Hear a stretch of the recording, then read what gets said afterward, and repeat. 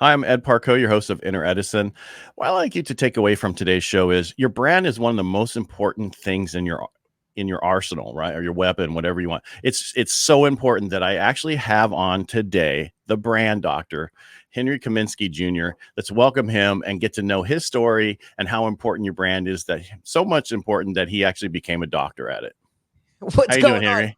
What's going on, Ed? Thanks again for having me, dude. And what a pleasure it was to meet you at Steve Sims' event. That was a really cool event. First one I ever went to, and met some really awesome people, and happy to connect with you there. So awesome stuff, man. Yeah, they keep asking me, why do I keep coming back? And and they get mad at me because I always say it's the people in the audience, right? And then the speakers, yes, but you meet so many people in the audience, and when certain people speak and then they stay around like you did, it's really nice to get to know you, because we had a couple people who spoke and then we never saw them again, right? And those people, it's hard to connect with and hard to understand, and because it's weird because everybody in his audience could be on stage, they're worth, you have no idea who you're sitting next to, right? You Yeah, have look at the no idea in the NASCAR world. driver that we were with, that was in the audience. Yeah. It was part of that particular session. I mean, a freaking NASCAR driver. So you never know who's showing up to these things. You're right. And You I have like no to idea. stick around for that simple point. And I noticed that. As I was flying back to Jersey, I was thinking about that. I was the only one that stayed literally the whole time. And There it was paid one off. more. Go ahead. There was one more. Who's the one? Long hair, Oh, riding Cassim. in on his Yeah, horse. Cassim. Yeah. Cassim stuck around for the whole thing. Yeah. Yes. And I noticed Played around there. there was a big difference in connection. Oh, it's huge. I mean, because then you get to understand where they come from, because I've been doing this for a while and doing the Inner Edison, and I find it's very lonely at the top, right? You're at the top of your game. There's a lot of people that you don't trust everybody anymore, because you don't know if they want something from you or they just want to know you. And so you kind of stay away from people.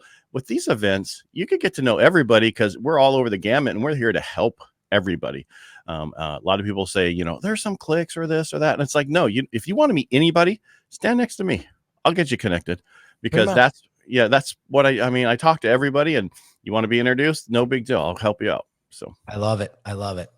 that's all about, in life, you have to help people, right? That's because I look back, and when I started and what my business and stuff I've done and over the years, I'm only where I'm at because people helped me in the beginning, and you Yeah. need to help everybody, right? I mean, Yeah. that's how you For get to where you sure. go. Right. For sure. We could talk about branding in a second, but I think a lot of thing that's going on, there's a lot of noise out there. And how do you break through that noise? How do you break through that skepticism of everybody's full of shit? I don't know if I can curse on there, but It's too like late now. but like everybody, has the next best product, next best service, and they're flashing this and they're doing that. And when you get to meet them or you dive deeper into their programs, there's a lack of substance there. And now you start scratching your head going, did I sign up for the right thing? Or I'm not sure this person is who he or she is online. And it's very hard to break through that skepticism sometimes. So how do you, as the subject matter expert, break through that? And I think this is where we can kind of tiptoe our way into today's conversation, is through branding and branding yourself as a person of expertise, a person of transparency and authority that could help you. Right. And I totally agree with that. And that's what we're talking about. I mean, you have two things. You have your company and you have you, right? Basically, and you brand you because you are the company. The company is an entity of one point, right? So you always want to, this is how I take it, and you can tell me if I'm wrong. I always feel you should brand yourself and then your company also. But that way, because sometimes your company gets absorbed, and next thing you know, you have no identity and you were that person. And, that's why they always say, don't use your name for your company, because then you can't use your name. But you're the brand, tell me, first of all, how did you get started? Let's just quick story. How did you get started in this? Because it's, a lot of people want to know, how do I get to where somebody like you are right now? And some other people are going to say, I just want to know about how to do my brand. But a lot of people want to know how you get there. Yeah. So I'll share a very, very quick story. So I graduated. I never went to school for graphic design or branding. Never went through any formal training or education until much later on in my career, as I started to really enjoy the industry and what I was doing, that I said, I have to level up the value that I deliver. I have to continuously sharpen my skill set. So I started hiring mentors. I started hiring coaches, and shit. I spent a fortune on that coaching because I knew that it was going to make me a better person and a better service provider for my clients, right? So how did it all get started? So I graduated college right after 9/11. Nobody was hiring. I used some family connections to get me into a local hospital. I was literally checking insurances, Ed, and cleaning coffee pots half the day, until I got my master's degree in business management and started applying for director positions, management positions, and finally landed a job at the Sudden Infant Death Syndrome Center in the Children's Hospital. And if you don't know what SIDS is, it's when a baby dies unexpectedly without any cause of death. And my responsibility was to generate funds for the department and the cause, and then take those funds and develop events 4 times a year for all the families in the state of New Jersey that had a baby die of SIDS. So it was very rewarding, but very sad at the same time. So I had my event planning skills, and I actually was going out there looking for sponsors, and Z100, one of the biggest radio stations on the planet at this point, sponsored one of my events. So I knew that this one was going to put me on the map, so to speak, and I needed the right marketing materials. I needed this to be as perfect as you could get it, right? And so one of my buddies was a graphic designer and part of the nightlife scene up here in Jersey. And he said, I'll do all the design work for you, and I'll get you your venue, and I'll help you plan this whole thing out. And so when he sat me down and we started doing the design work, I got bit by the creative bug. And I said, I want to learn how to do this, and I will create some sort of side hustle out of this and see where it takes me. So we did the event. It was very successful. Went to the boss, said, can you buy me Photoshop through the business's budget, through the department's budget? She got me the Photoshop. I started doing all the design work and started building up a little side hustle book of business, which within about a year, I was making more money side hustle versus what I was getting paid at the hospital. I stayed for another 2 years before the hospital was kind of cutting down on, it was right around 2008. So they were downsizing a bit and cutting positions and this and that. And my position came up for cut, and they said, you could stay here and you could be somebody's secretary, or you could leave. And I was like, no way am I going to go backwards here. Master's degree, side hustle taken off. So I said, thank you, but no thanks. And I spread my wings as an entrepreneur. I was 28 years old, and I said, I will figure this out as I go. And first year made $250,000, or about 248,000. And then from there, just kept hustling, got out of the nightlife stuff because that was really where I was making all the money. I started working for some big liquor distributors and started doing work for Corona and Coors Light and Ciroc and all those big liquor brands. And then I started getting more corporate, and then actually got into the internet space where we really started to build out funnel designs and things like that. But I'm skipping a lot of the ups and downs here. I didn't know how far you wanted to go, but turned it into a multi-million-dollar branding agency. And here I am 15 years later, doing what I love, helping people make an impact, helping people find their voice, helping people design a brand that truly represents the value that they deliver and the expertise that they've worked so hard for over the years. And now I'm able to help them monetize that through branding, through design, and through marketing online. Right. Now I want to get into that I can hear myself. Can you hear me? No, you're good. You're loud and clear. No, I'm hearing an echo on my side. So, okay, I don't want to hear it. So before we get into how people can brand certain things and do stuff like that, when did you get into the podcasting and that kind of stuff? Yeah, so I would have got into podcasting at a hell of a lot faster had I not been overwhelmed with the tech. Like I was like, I could talk all day long, but how am I going to turn this into a podcast? And so it took me about 2 years to finally bump into one of my clients later on after I rebranded him, for him to say, Henry, I own a podcast production company, and we'll get you out there as many times as you want and produce everything for you. And so I said, hell yeah. And so I think we've recorded well over 500 episodes. I think live we're 478 or 9 at this point. So I've been podcasting for about 4.5 years, 5 years. But I saw where the attention was going, and I said, I don't want to miss this wave. I've missed a couple waves already. I'm not missing this one. And so I was maybe 2 years late, but back then podcasting was still in its infancy. So I got into podcasting and didn't worry about the numbers, never looked at my downloads, never looked at audience reviews and any of that. I just kept talking. And here I am, well over 500 episodes later. And I get a lot of my business through podcasting because, again, we're on all the platforms, and I think it's a great way to get in people's ears, no pun intended. I mean, it's just a great way to get into the minds of people that want to better themselves.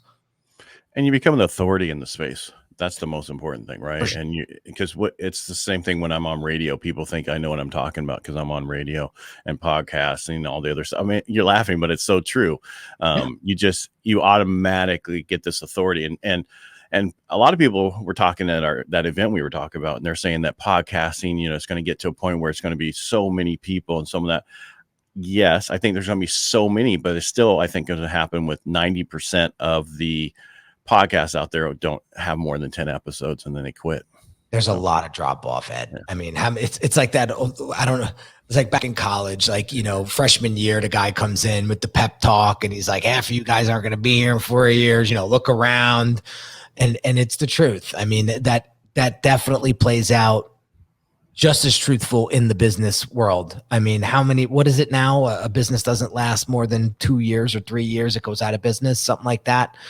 It's the truth. I mean, I've seen people come in all hot, and next thing you know, it's like, where's that person? Oh, they got a divorce and they just gave everything up, or they pivoted into something else more lucrative. And I'm just like, you keep pivoting and bouncing. How are you ever going to establish any sort of credibility and authority of what you do? I mean, that says a lot about you if you're just jumping on to the next big thing. And that's my big pet peeve in like the internet marketing world. And that's why I kind of like started to remove myself from it a couple years back, because I was like, all these people want to get rich quick. Nobody wants to actually put in the work.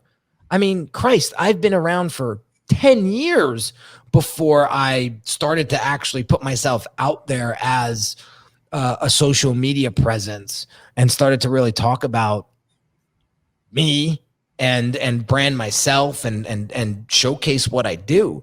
And here's somebody out there for 6 weeks going, yeah, I'm going to teach everybody how to do this and make $1 million. No. I'm sorry I'm laughing, but it's just so true. I hear it all the time. I was talking to a guy that when he put his first book out, he was on all these podcasts. He's put out his second book like 4 years later, went back to, and 80% of them were gone. Dude, yeah. I remember the question that I asked to the book publishing company. I asked the question, I said, have you ever turned anybody down from writing a book because they weren't the expert that they said they were? Right?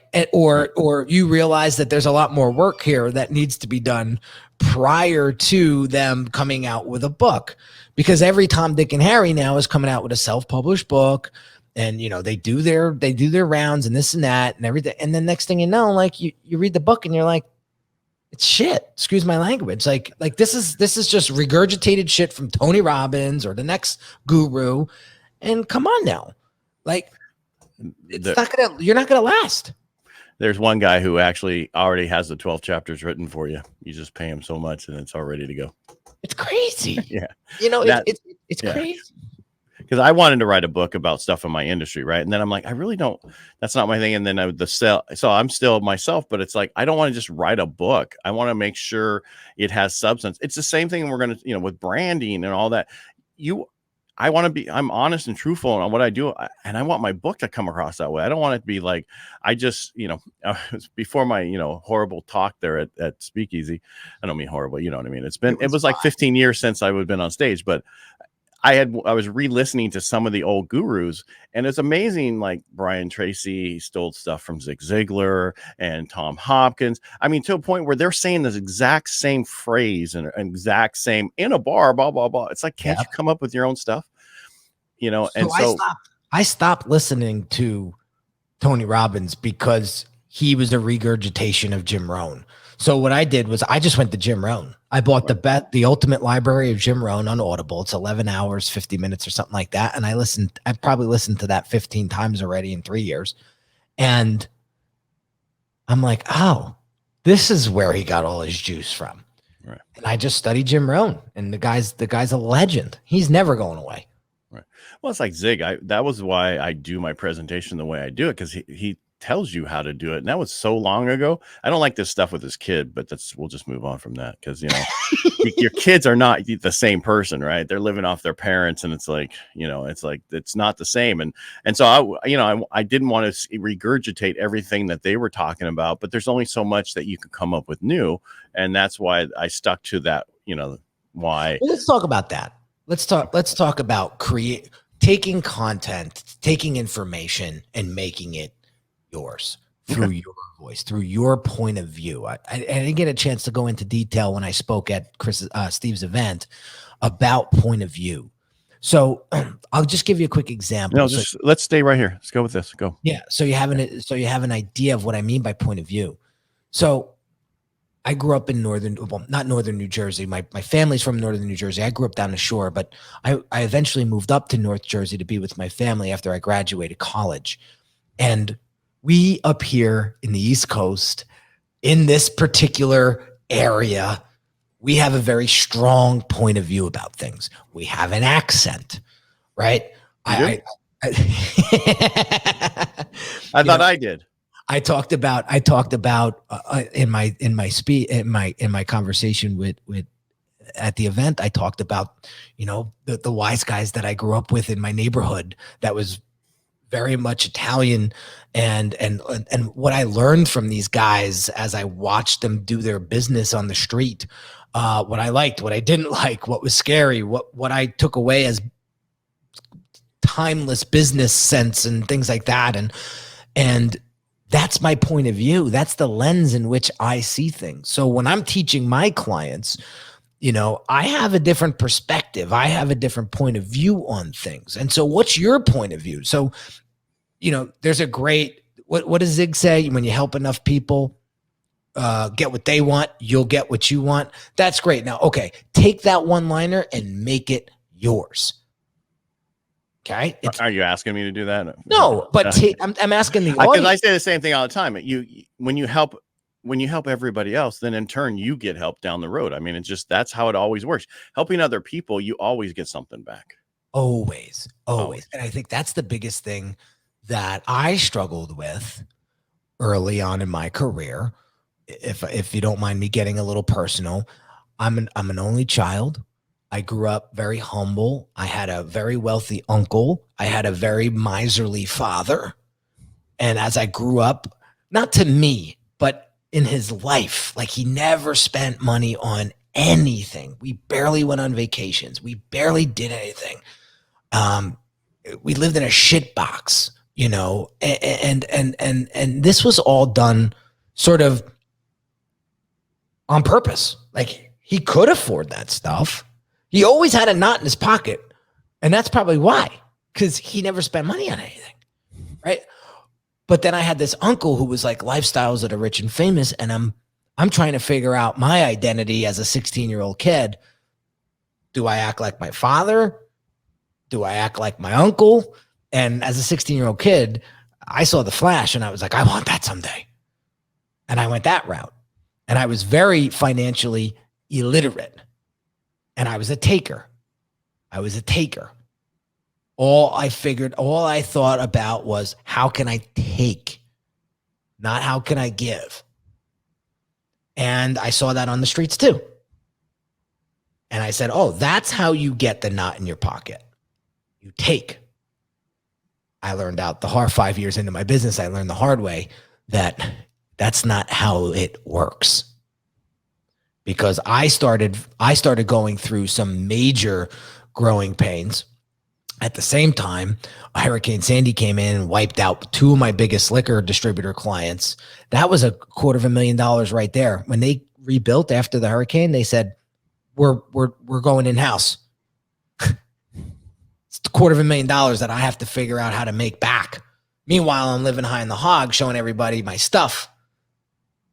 That dried up real quick and got old real quick when I could make that money back. But yet I'm still trying to show everybody how successful I am. And it bit me in the ass. And so I realized you got to put your tail between your legs, Henry. You got to get out there and start helping people, because the more you give, the more you get. Right. And that's when I started diving into personal development. I said, it's one thing to run a business, but it's one thing to work on yourself as well. And there was a lot of skeletons in my closet I needed to deal with. I'm happy to address any of it here, but there was a lot of skeletons in my closet that I had to deal with before I could get to that next level of business and life. Well, we are a product of our environment. I mean, I grew up, I lost my dad at 12, hairy cell leukemia.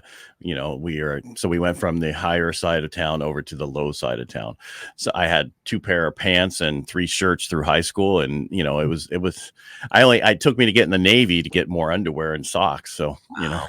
But and so you go through the process of like, okay, now I can buy everything. And then you go through that whole, I think we all have to go through that cycle to understand what's important.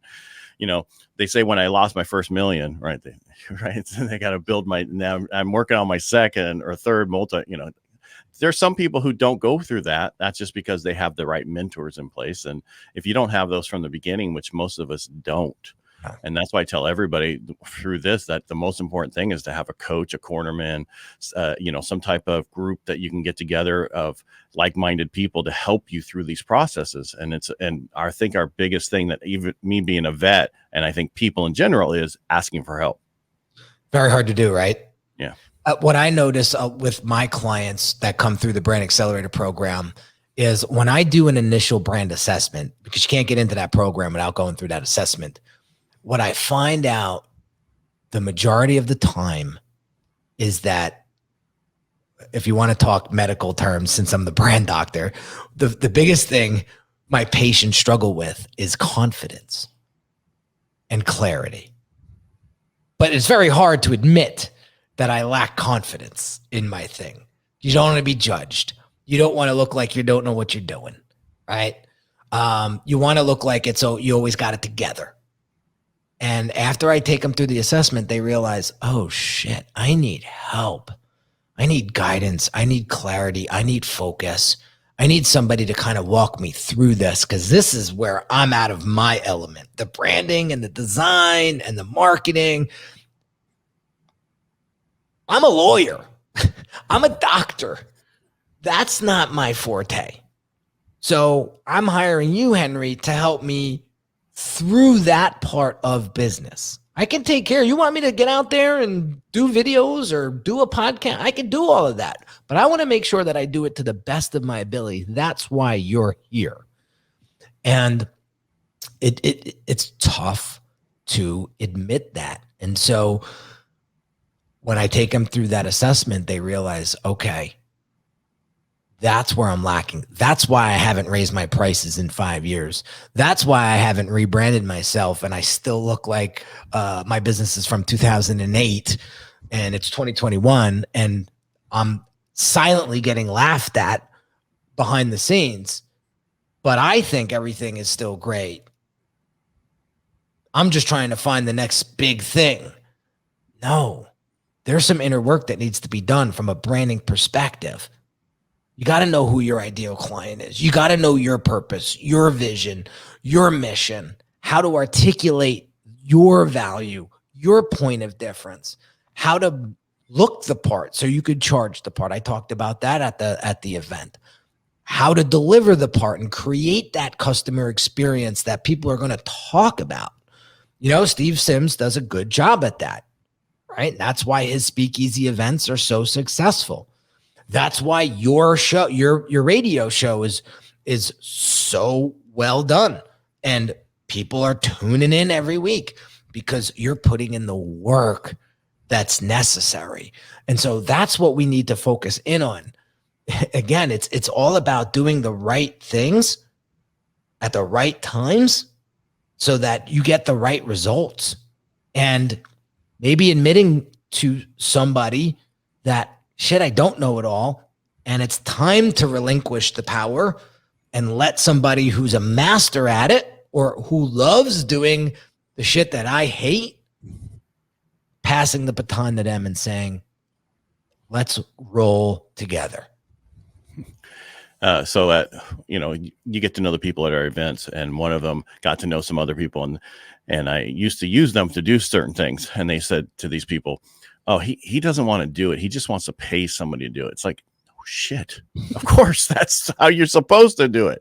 I want to do what I do best, which is talk to people, and go through, find out where they are, all kind of stuff. That's what I do. I talk to people. I like communicating with people. I hate paperwork. I hate cutting up editing podcasts. I don't want to do all this other stuff. So you need to find out what you're good at. But the most important thing, because I had somebody else on another podcast and they had no idea who their client was. Yeah.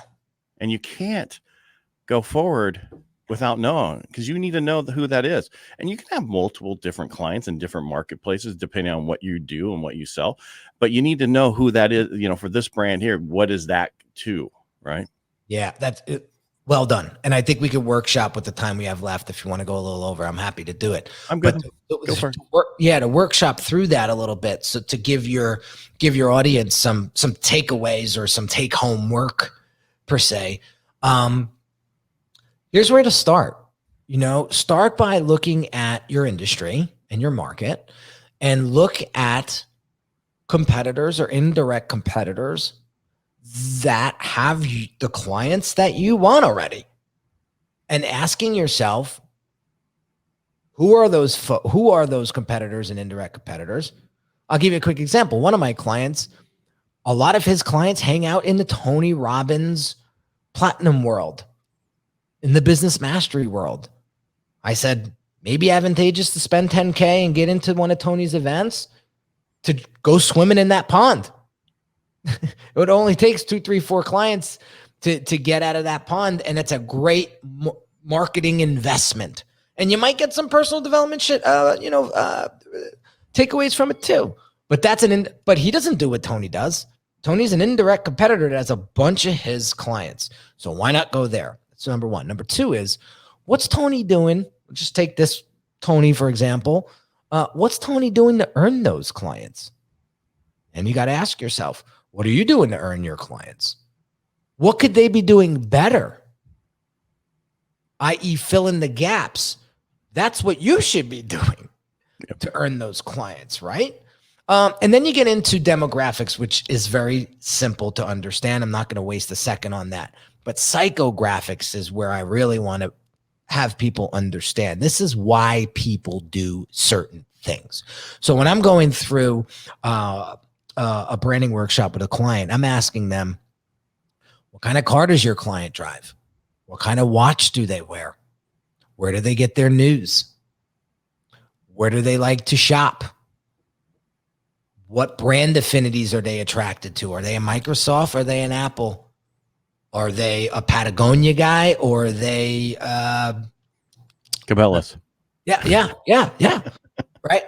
And then after I ask a bunch more questions, here's the final question. What does this say about them?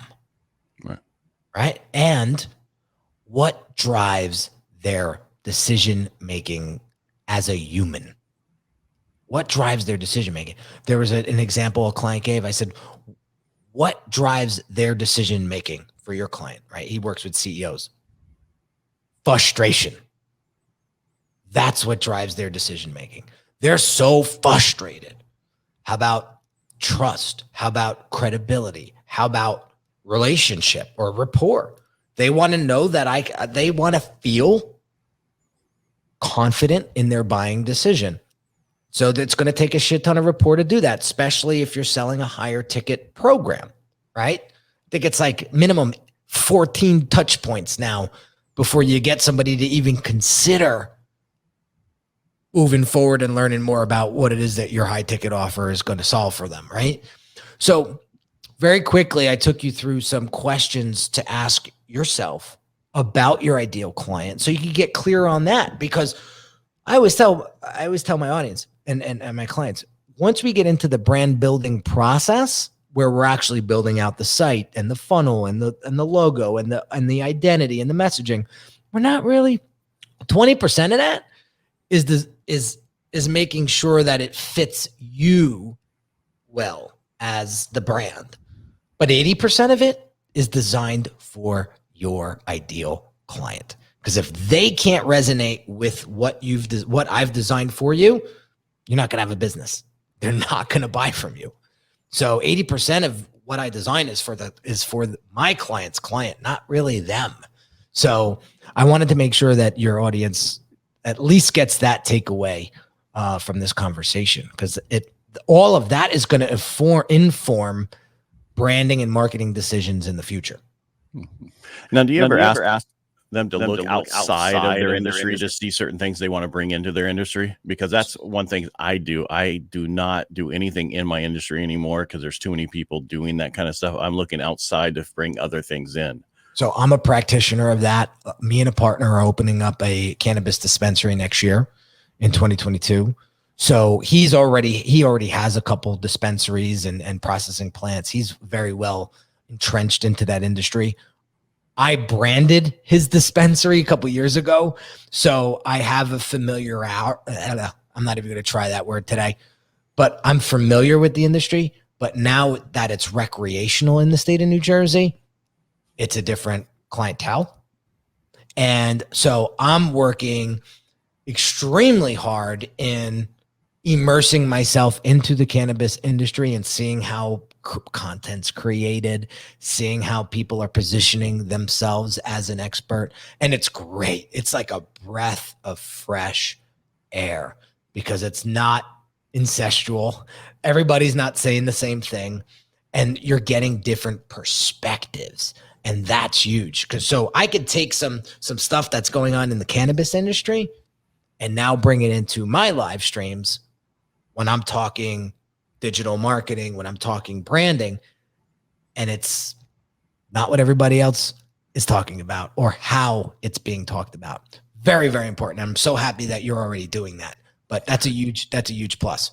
Well, I've been in the same industry for 20 years, so I had to do something, Yeah, because everything sounds like a broken record, right? Yeah. I mean, and that's my industry. I'm in the mortgage industry, and basically they tried to commoditize this a long time ago.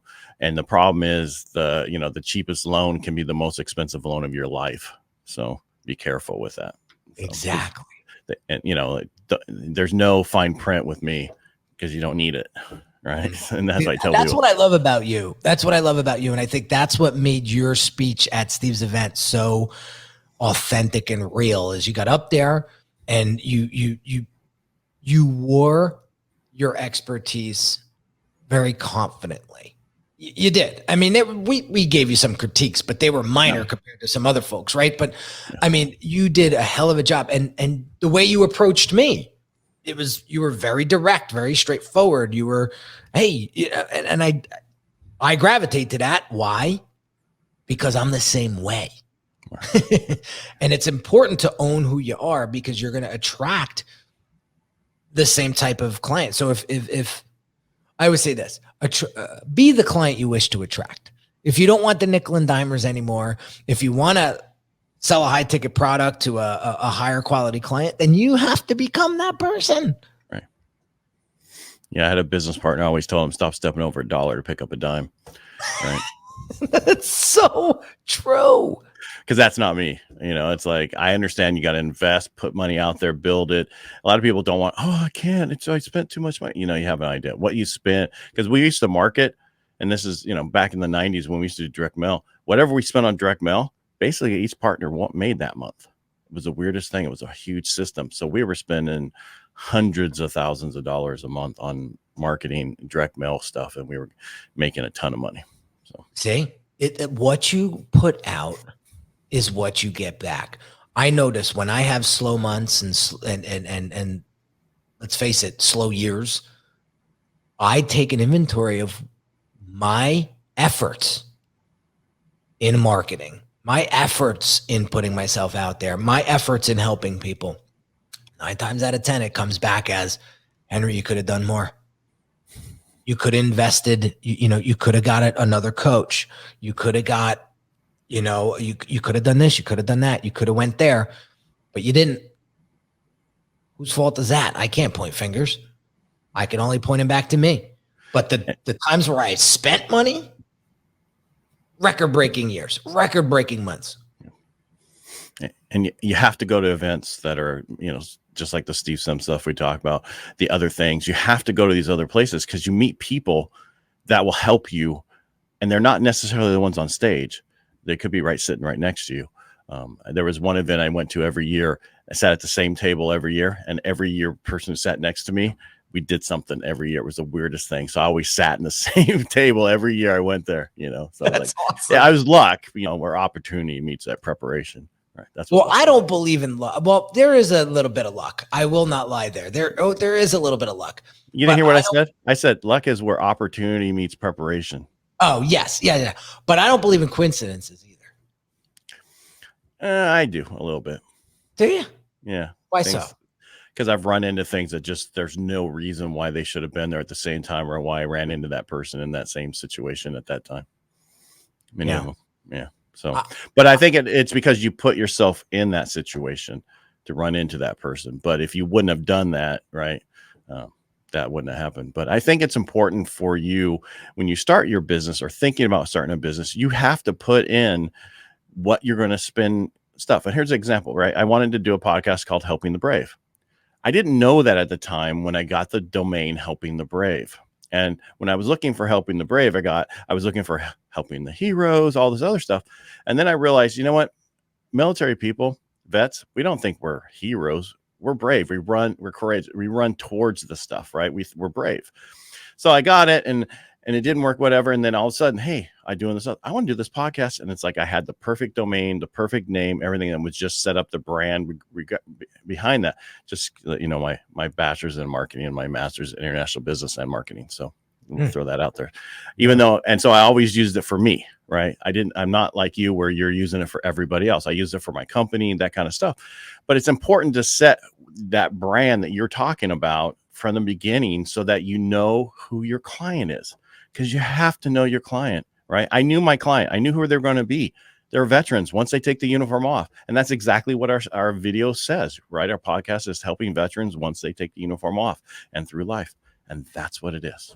So, and your messaging is so much more clearer at that point because you know who you're talking to. Right.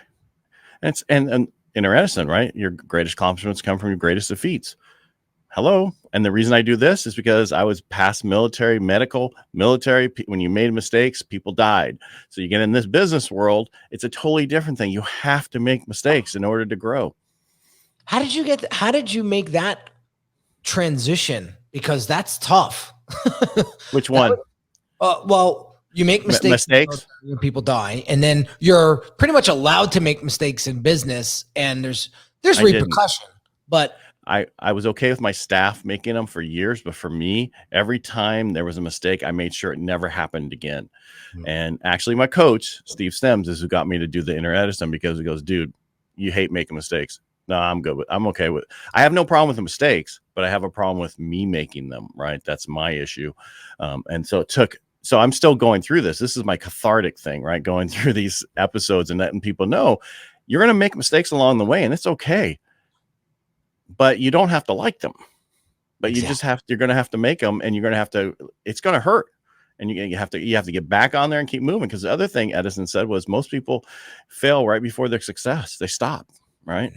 I've done it 1,000 times. I could only imagine, like, if I invested the money that I spent on watches and cars and vacations in my earlier career, who knows where I would be today. But I don't look back and regret that. I say that was a big mistake.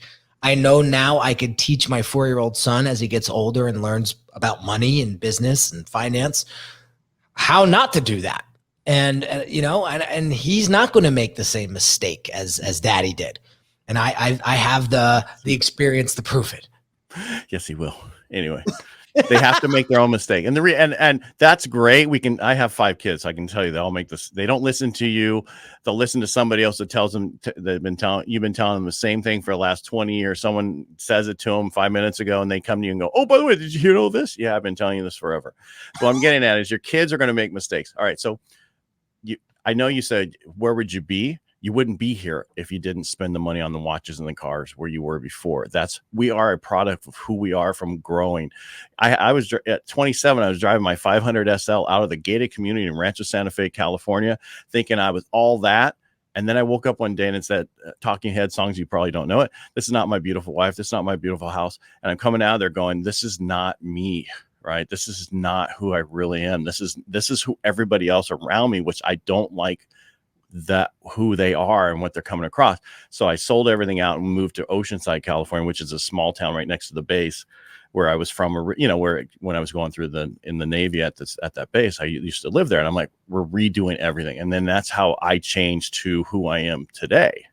Because at that point in time, it was that 12-year-old kid who had nothing, right? All the way through high school and that now I can get anything I want, any watch I want, anything at all. I was blowing money.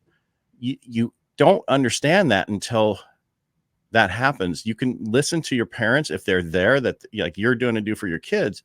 You can teach that all, and you can teach everything. It's like I was explaining at Costum. You can teach your kids everything. It doesn't mean they're going to accept it and not make the same mistakes. They're going to make mistakes, and they have to. Otherwise, they're not going to grow. You can be there to help them to a certain point, but explain to them and talk things through them. It's like when we are guys trying to talk to our wives, you try to fix stuff when you're not supposed to. We're just supposed to listen. It's the same thing with the kids. You just got to be there for them. So let me get off my soapbox now. No, I love it. I think you're absolutely right. And I think that's a great coach. That's a great mentor right there. Yeah. Allowing the people to make the mistakes that they need to make, but then being there for them when it's time to clean up the pieces and maybe helping them clean it up. Yeah. Because it's going to happen. It's just, that's who we are. We have to go through that so that the next time we can put out. There are some people who don't ever go through that, but they're unique individuals. And then you get to a certain point, like there's some people I know that, some cancer or some scare comes into their family where prior to that, they were just like your dad, where they were spending no money at all. They had all this money. My mom was the same way, right? My dad died at 12. And so we were on Social Security, moved to the smallest house, whatever. So forever, she never spent anything on anything. Well, she didn't enjoy life, right? You have to, in order to enjoy your life, because you don't know how long you're going to be here. And that's what happens. A scare happens. And all of a sudden you're like, I got to, enjoy the life with my wife and I, we go everywhere now. We were at a table at a restaurant. I'm sorry, we were talking personal stuff, but we were at a table at a restaurant. My sister called me and said, hey, we're in Reno or Nevada or someplace. And we were on our way had to go to Napa and then somewhere else. And they're like, come down to Mexico to our place down there. And we're like, we just got back. And the lady's like, do it. Because my husband and I were waiting for retirement to go do everything. And he passed away the day that he retired. So enjoy life. Yes. Plan for the future, but you still have to enjoy while it's here and spend the time with your kids and take kids places. Because we never went on vacation either. Yeah, it's so true. It's so true. And I think just getting back into the branding conversation, when you are doing things that you love to do, it brings out your best work. Mm-hmm. And that's why staying in your lane is so important, and mastering a skill set of some sort where when somebody thinks about you, they're like, oh, Henry's the branding guy or Ed's the mortgage guy. And they know exactly who to come to when they need help with that specific thing. Like when we were looking for attorneys for the cannabis company that we were forming, together. We were looking for cannabis law attorneys, not general practice attorneys. We were looking not divorce. Exactly. We were looking for specialized help in that space. And people are looking for, like, I'm not going to go hire a plumber to cut my trees down. I'm not. Right? Like my 4-year-old clogged the toilet a couple months back. Guy comes, $187. He was here 7 minutes.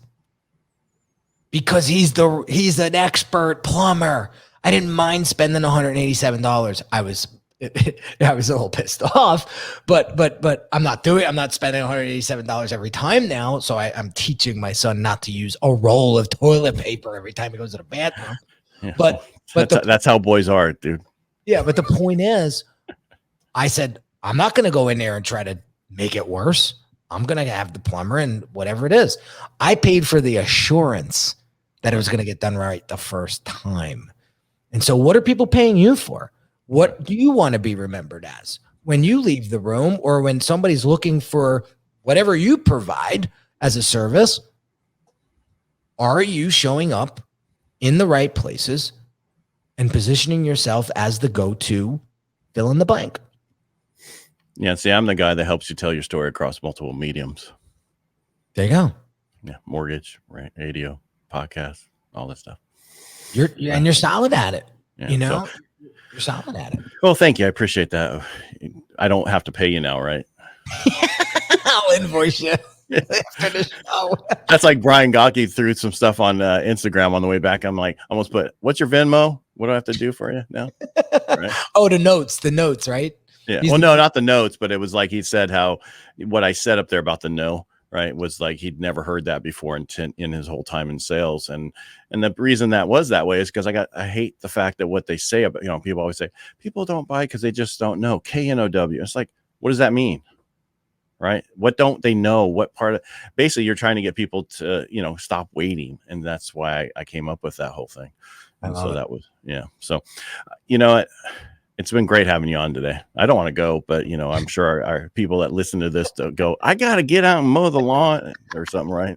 And I appreciate you, man. I know you keep these things to 30 minutes, so we went way over, but I appreciate you having me, and I can't wait to have you on my show and to continue the conversation with you. I think you're an awesome dude doing great things with a great message, and I commend you for it. And thank you again for your service, and thanks again for having me on the show. I really appreciate it. It was a lot of fun.